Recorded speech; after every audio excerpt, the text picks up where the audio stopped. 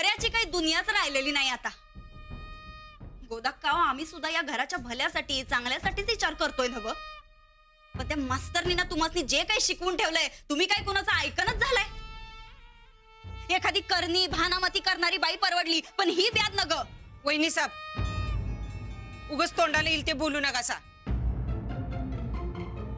अंजली ह्या घरची थोरली सून आहे. मग आम्ही काय भिकारी नाही भाई. अहो, आम्ही बी या घरची सूनच आहे की गोदाक्का. आणि पुन्हा कारकुंड्याची लेक नाही, चांगलं खानदानी घराण्यात आलोय आम्ही. वहिनी साहेब, आवाज खाली, आवाज खाली. हा गोदाक्का, या घरची समधी काळजी करण्याचा मक्ता काय तिच्याकडे एकटीकडे दिलाय भाई.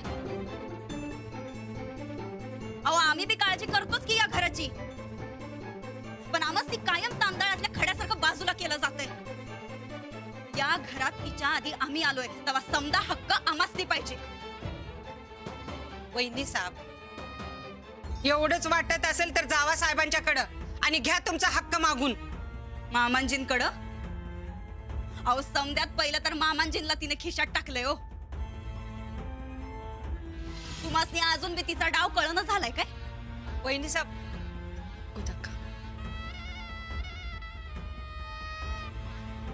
या राधीला कळतंय बघा समद. नोकर माणसानं कसं राहावं, आपल्या अन्नदात्याचा आब कसा राखावा, हे समद तिला कळतंय. बघा जरा तिच्याकडनं काय शिकता आलं तर. सारखं आपला अंजली नामाचा जप करत बसू नगासा गोदाक्का, काय उपयोग नाही त्याचा. अहो, लई शानीबाई आहे ती. तर काय, आजवर ताईसाहेबांपुढे मान वर करून बोलायची कुणाची टापच नव्हती. आज कुठं आलं एवढं बळ? घरातल्या घरात भांडणं लावून स्वतः मालकीन व्हायचा डाव आहे वाटतं त्यांचा. बरोबर, एकदम बरोबर ओळखलंस बघ चंदे तू. समद हडप करून मुंबईला पसार झाली की कळल यांना. सगळ्यात पहिला घाव तर आमच्या राणा भाऊजींवरच घालणार आहे बघ ती. आमच्या साध्या भोळ्या दिराला कसं फसवती बघ तू आता ती. वहिनी साहेब, पाया पडू काय तुमच्या? या भरल्या घरात असं वाईट मंगळ बोलू नका. कडू वाटलं तरी बी चालल, पण ही नंदिता कायम खरंच बोलणार. काय खरं ते कळल तुम्हासनी लवकरच. ए गोदक्का, राणा, येरवाळीच कसा काय आला? काय झालंय?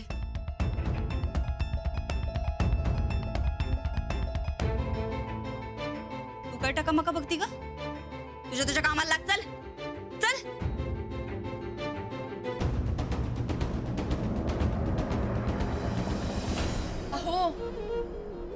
अहो ऐका ना, तुम्ही उगाच काहीतरी मनात नका आणू. ऐका जरा माझं. कुठून दुर्बुद्धी सुचली आणि मी तुम्हाला शेतावर घेऊन गेले असं झालंय आता मला. ऐका ना जरा. अहो, काय रे राणा, लवकर आलास? अरे मी जेवण घेऊन यायला लागले होतेच की. बरं झालं तुम्ही आला. आता तुम्हीच जरा समजावा यांना. काय गोदक्का, आज मी एक ठरवलंय. आवळातनं देव आला तरी त्यात काय बदल होणार नाही. आणि हा, आबासनी आणि सूरजला बी बोलून घेतले.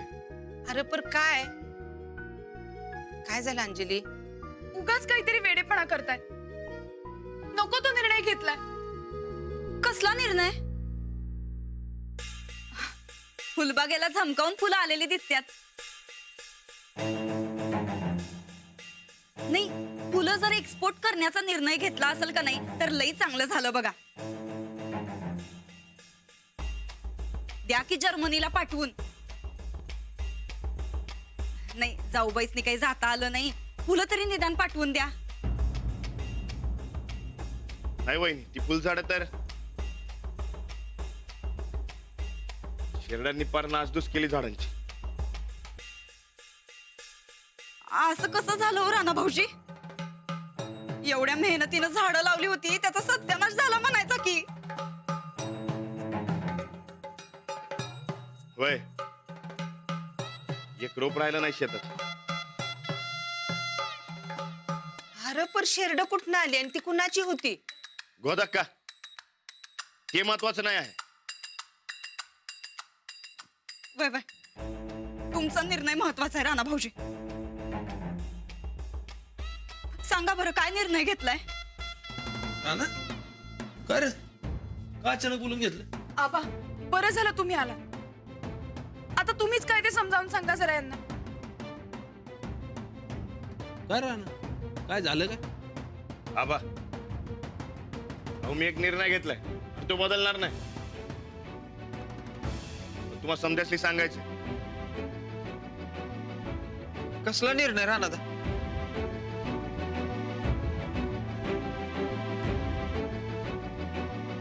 मी या सालच्या वज्र केसरीला उतरणार आहे.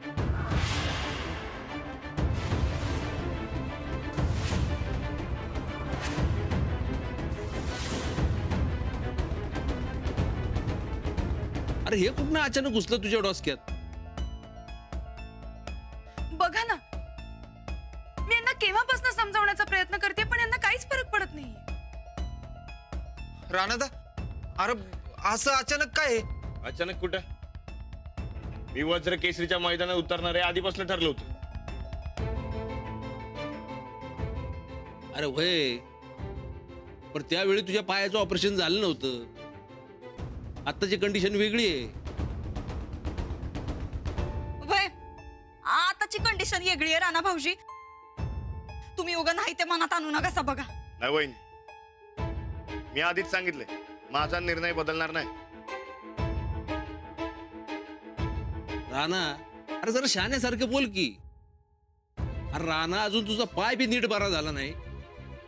तू मैदानात कसं उतरणार आणि कुस्ती कशी खेळणार? पुण्यांदा दोन पायानं उभं राहणं असं वाटत नसताना तुमच्या समध्यांच्या प्रेमामुळे आणि अंजलीबाईंची जिद्द या जोरावर उभं राहिलो ना व. मला बरं वाटावं म्हणून अंजलीबाईंनी किती आणि काय काय केलं. फॉरेनचा चान्स सोडला, शाळा सोडली, दिवस रात्र माझ्यासाठी झटल्या त्या, माझी काळजी घेतली. मी किती आडव तेडव बोलत होतो, पण त्या गपगुमान ऐकत होत्या. माझा रागराग सहन केला त्यांनी. हे समजा कशासाठी? मला बरं वाटावं म्हणूनच ना व. त्यासाठी त्यांनी फुलं झाडं बी लावली. त्यांचा विश्वास होता की त्या झाडांना फुलं आली की मी पक्का बरा होणार, माझी होणार आणि पुण्यांदा कुस्ती खेळणार. बरोबर आहे ना व? हो, पण आबा, अंजलीबाईंनी विश्वासानं आणि काळजीनं झाडं लावली होती. आज त्याच झाडांचा सुपडा साफ झालाय. काय झाड? आणि ते कसं? आबा, अहो झाडांसंगत अंजलीबाईंचा विश्वास गेल्यासारखं वाटलं मग.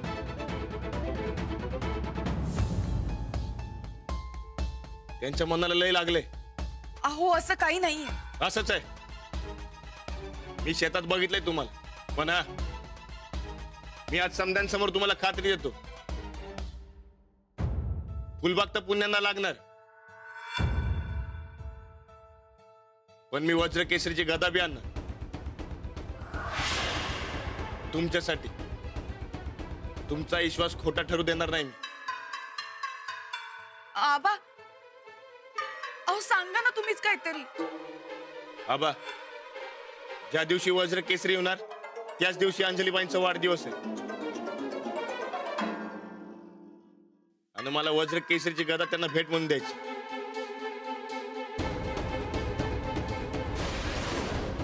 तेव्हा कुणी नाही म्हणू नका, एवढंच मागणं आहे माझं.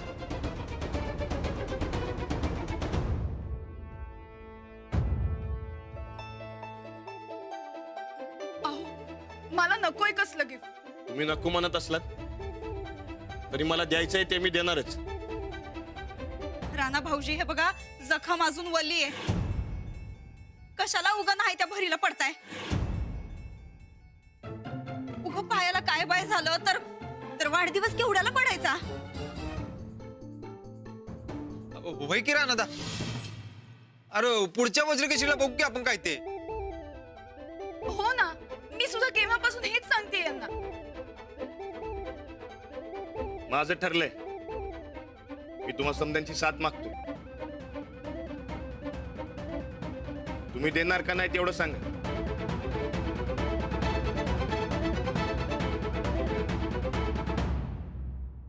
मामनजी आहो, तुम्ही तर काय तर बोला, आडवा त्यासनी, नाहीतर उगा पाय कायमचा जायबंदी होऊन बसायचं बघा. नाही वहिनी, असं काय बी होणार नाही. नाही राणा भाऊजी, आम्ही तुम्हाला असलं काय बी करू देणार नाही. अहो, आमच्या तर पापण्या बी लावायला लागल्या बघा आता. नाही नाही नाही आबा नाही राणा भाऊजी, नाही, तुम्ही नाही. एक मिनिट सगळ्यांनी शांत बसा बघू. राणा, तुझं म्हणणं पटतंय मला, पण मला एक सांग, की पायाच्या दुखण्याचं काय करणार? अरे ते इसरून कसं चालेल? आबा, दुखण्याला जो घाबरत नाही तेव्हा सच्चा पैलवान, आणि मी सच्चा पैलवान आहे. मी घाबरत नाही तेव्हा तुम्ही बी घाबरू नका. अरे देवा, मामनजी आहो, तुम्ही समजवा राणा भाऊजीसनी, उगा नाही ते करायला निघालेत बघा ते. राणा, अरे एवढी समधी म्हणतात तर ऐक की जरा. तुझ्या भल्यासाठी सांगतात ना हो.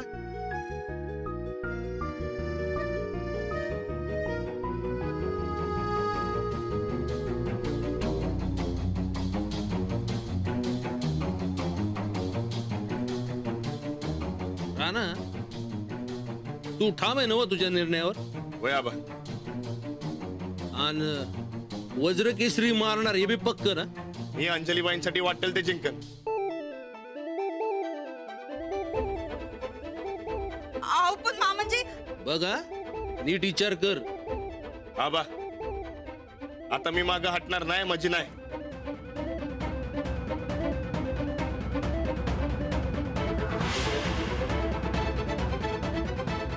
ठीक आहे, उतर तू मैदानात.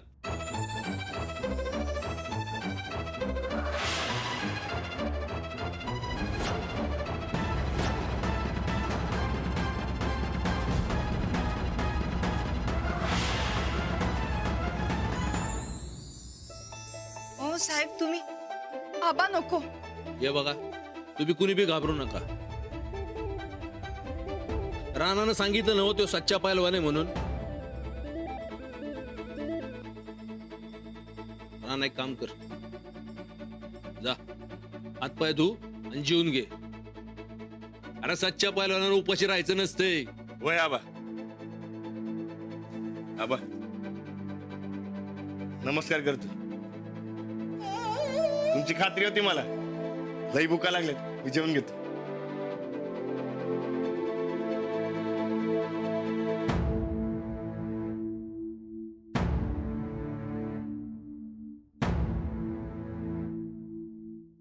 आबा खरंच नको. तुम्ही परत समजावा ना जरा यांना. यांना कसं आवरायचं मला काहीच कळत नाहीये. आवरायची गरजच नाही अंजली. अगं, त्याच्या डोळ्यात मी जबरदस्त आत्मविश्वास बघितलाय. अगं, तो तुझ्यासाठी वाटेल ते जिंकल. आत्ताच वेळ आहे, आत्ता नाही तर कधीच नाही. आणि राणा जर का पूर्णपणे बरा व्हायचा असेल तर त्याला त्याच्या मनाप्रमाणे वागू द्या. अरे तो ज्या ईर्षेने बोललाय त्याच्यावर विश्वास ठेवा. अहो पण मामनजी, त्यांची अवस्था. त्यानं घरच्यांची साथ मागितली तर ती द्या. आता यावर जास्त चर्चा नकोय. अंजली, जा त्याच्या जेवणाचं बघ. मामनजी, मामनजी अहो, डिप्रेशन मध्ये राणा भाऊजी उगा काही बी बोलायलेत बघा. तुम्ही तरी निदान समजून सांगाय पाहिजे होतं त्यासनी. हे बघा, ते वाढदिवसापायी दुसरं काही व्हायला न ग, एवढंच. काहीही होणार नाही. हो, असं कसं काही होणार नाही? डॉक्टरनी काय सांगितलं होतं ध्यानात आहे ना व? नाही नाही नाही, राणा भाऊजींच्या डोसक्यातलं हे खूळ काढून टाकाय पाहिजे. तुम्ही समजून सांगा. अहो अहो अहो, तुम्ही तरी निदान काहीतरी बोला. अहो, भाऊ आहेत ना हो तुमचं ते. मामनजी आम्ही काय म्हणतो तुम्ही एकदा फक्त समजून सांगा. बघा सुनबाई, राणानं त्याचा निर्णय सांगितला, आम्ही आमचा निर्णय सांगितला. अहो, तुम्ही कशाला उगा आदळापट करायला हा? त्यानं साथ मागितली ती द्या. सूरज, चल राहिलेली कामं करून घे.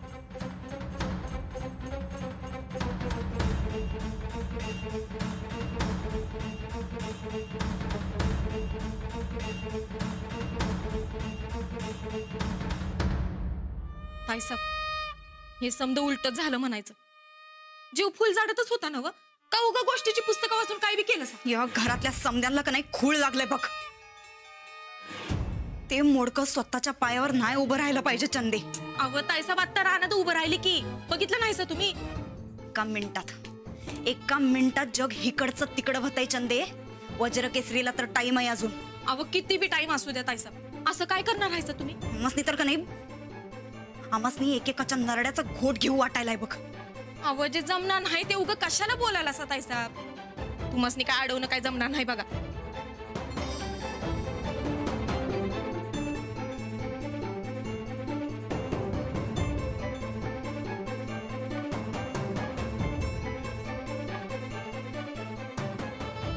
आम्ही नाही पण आईची माया तर अडवलच ना बघ. आता आई कुठनं ढगात नांदणार आहे सा? सख्खी आई नाही ग, मानस आई तर हाय ना या घरात. मानलेली का असं ना, पण आपल्या पोराचा पाय कायमचा आदू झालाय. हे कुठल्या आईला चालेल बरं? चला आता थोडा येळ का असं ना, पण त्या ढिगाऱ्याशी जरा गोड बोलावं लागल एवढंच. चला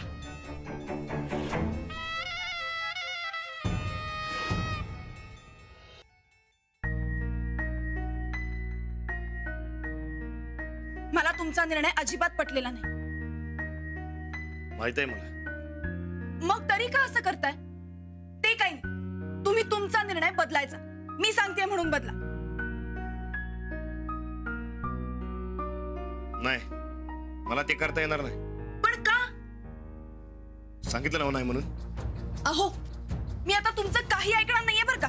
तुम्हाला तुमचा निर्णय बदलावा लागेल. अहो, गाव ग भांडले माझ्या संगत. मी अजून भांडीन, पण का? कारण मला तुमचा निर्णय नाही पटला. मग आबासनी पटलाय ते काय चूक म्हणून पटलाय वय? ते मला काही माहिती नाही. तुम्ही वज्र केसरीला उतरायचं नाही म्हणजे नाही. अहो पण का? कारण माझं तुमच्यावर खूप प्रेम.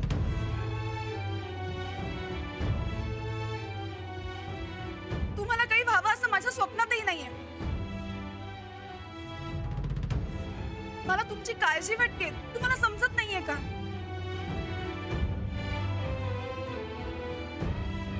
माहित आहे तुमचं माझ्यावर लई प्रेम आहे. तुम्ही माझी लई काळजी करता. तुम्ही माझ्यासाठी लई काय काय करता. माझं बी तुमच्यावर तेवढंच प्रेम आहे. मग मला बी करू द्या की काय तर तुमच्यासाठी.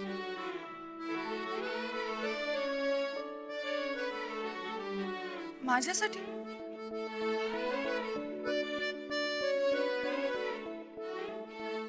वय तुमच्यासाठी. तुम्हाला जेव्हा फुलझाडांत पैर रडताना बघितलं तेव्हा लक्षात आलं तुम्ही नुसतं झाडांसाठी रडत नव्हतं,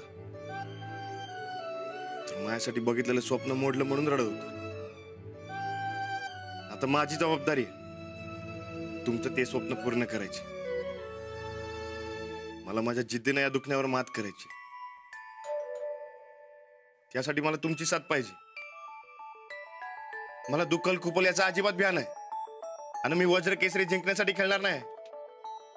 मी खेळणार आहे तुम्ही दावलेल्या विश्वासासाठी. मी खेळणार तुमच्या प्रेमासाठी. हो, माझं तुमच्यावर असलेलं प्रेम दावाचं एक चान्स गावलाय मला. काहीच करून घ्यायला माझ्यापासून. ये बघा, मला आता कोणीच अडवू शकत नाही. मी वज्र केसरी खेळणार, माझी खेळणार तुमच्यासाठी, तुमच्या प्रेमासाठी आणि तुमच्या विश्वासासाठी.